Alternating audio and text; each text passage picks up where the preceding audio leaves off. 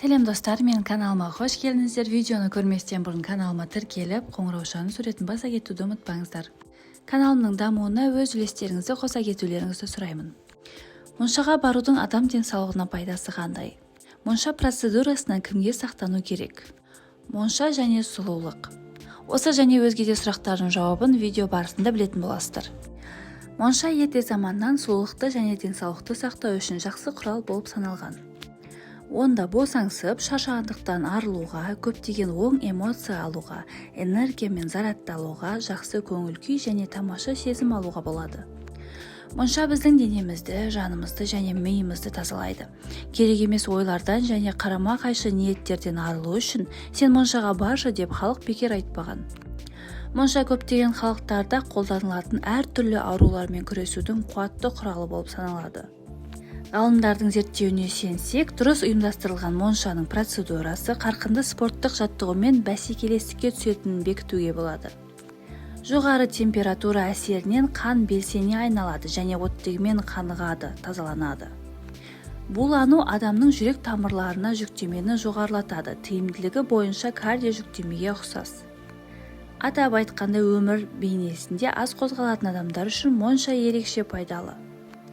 Монша ағзаны тамаша тазартады және бекітеді. Монша процедурасы суықтың алдын алудың тамаша профилактикасы болып саналады.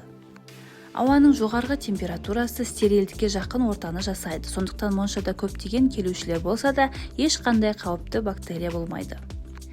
Моншаға тұрақты барғанның пайдасы тамырларға тамаша нәтижелі әсер етеді. Температураның тез ауысуынан тамырлар кеңейіп және тартылады. Сонымен бірге жүрек тамыры ауруының алдын алу профилактикасын жүзеге асырады. Сүйкімді әйелдер ешқандай қымбат тазалау косметикасы монша тиімділігі бойынша бәсекелестікке түсе алмайды екен. Бұл терінің клеткаларын толық тазалайды және кеңейтеді, ал моншаның бірнеше процедурасы терінің физиологиялық құрамын көбейтеді, қан айналымын жақсартады және майдың ауысуын реттейді екен. Сондықтан жақсы балама бар кезде пәтерде үйдегілерді қорқытып тазартатын маскада жүрудің қажеті жоқ. Моншаға барған уақытта ағзадан 1,5 литр терге дейін шығады. Олармен бірге зиянды тұздар және тағы басқа заттар шығады екен. Бұлшық еттер стресстен және қатты шаршау салдарынан жиналған сүт қышқылынан арылады. Сондықтан біз моншадан кейін керемет жеңілдікті сезінеміз. Монша процедурасынан кімге сақтану керек? Егер сіз қандай да бір аурумен, әсіресе созылмалы аурумен ауыратын болсаңыз, мысалы, гипертония, қояншық ауруы, қан аздығы, гепатит, терінің немесе жыныс жүйесінің ауруы, сіз жүрек ұстамасына шалдыққан немесе өзге де жүрек ауруымен ауырған болсаңыз, сізге моншаға барудан аулақ болу керек. Біріншіден, дәрігерге барып кеңес алғаныңыз абзал болар. Сонымен бірге көңілді кештерден кейін монша процедурасынан ұстанғаныңыз жөн болар. Ағза ішімдіктің әсерінен кейін тағы бір жүктемеге ыстықпен жұптаса алмайды. Моншаға барар алдында төмен калориялы аздап жемістерді немесе көкөністерді, сүт өнімдерін жеуді ұсынады. Денені сыпырғышпен жақсылап өңдеу қан айналымын жақсартатын өте тамаша массаж.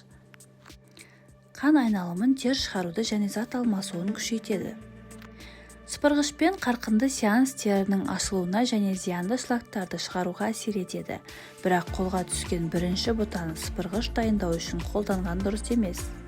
Әртүрлі аурулардан сақтану үшін өз сыпырғышыңызды пайдалануға кеңес беремін. Ең танымал қайың сыпырғышы жүктемеден кейін пайда болған бұлшық еттер және буындар ауырған кезде өте жақсы көмектеседі. Сонымен бірге қайың сыпырғышы жарақаттар және жаралар кезінде көмектесетін антисептикалық қасиеттермен танымал. Сонымен бірге қайың сыпырғышы майда қолқаларды кеңейтеді, қақырық бөлінуге әсер етеді және өкпенің айналымын жақсартады екен. Қайың сыпырғышынан кейін жеңіл дем алады. Сондықтан ол демікпе ауруымен ауыратын адамдар үшін пайдалы. Егер сіздің теріңіз майлы болса, онда сізге емен сыпырғышы көмектеседі. Теріңіз әдемі және серпімді болады. Сонымен бірге оның суыққа қарсы тиімділігі жоғары. Оның қаныққан қош иісі гипертониктерге өте пайдалы, өйткені артерия қысымының көтерілуіне жол бермейді. Бұл сыпырғыш стресске жақсы көмектеседі. Ауыр еңбек аптасынан немесе жанжалдан кейін бұдан асқан көмек құрал жоқ. жүйке сыпырғышы суық тиген кезінде жақсы дәрігер, ол бас ауырған кезінде тиімді, сонымен қатар қызуды түсіретін және зәрі айдағыш дәрі ретінде пайдаланылады. Қылқан сыпырғышы тер шығаруды күшейтеді, бұлшық еттерде және ішкі органдарда қан айналымын терең жеделдетуге әсер етеді. Омыртқадағы аурулар буынның қабынуы радикулитпен ауырған кезде пайдаланса болады. Оның антисептикалық мүмкіндіктері респираторлар ауруының дамуына жол бермейді. Қалақайдан жиналған сыпырғыш қарқынды физикалық жүктемеден кейін бұлшық еттер және буындарды ауырған кезде өте пайдалы болады. Моншаға жаңадан барғандар үшін нұсқаулар. Бұл істе ең бастысы реттілік. Бірден жоғарғы қатарға шығып және қызуға бой алдыруға болмайды. Алдымен төмендегі қатарда отырыңыз, ал 5 минуттан кейін жоғарыға көтеріліңіз. Жаңадан келгендер үшін буда болу уақыты 5 минуттан артық болмауы тиіс. Тәжірибелі келушілер үшін жарты сағаттан артық емес. Буланымен бірге қосымша пайдалы түймедағы кикі шөп, шай шөп, эвкалипт, шалфей шөптерінен жасалған ингаляция береді.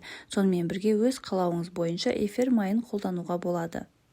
Ескерту: моншаға барар кезде асқазанды толтырып алып немесе аш қарынмен баруға болмайды.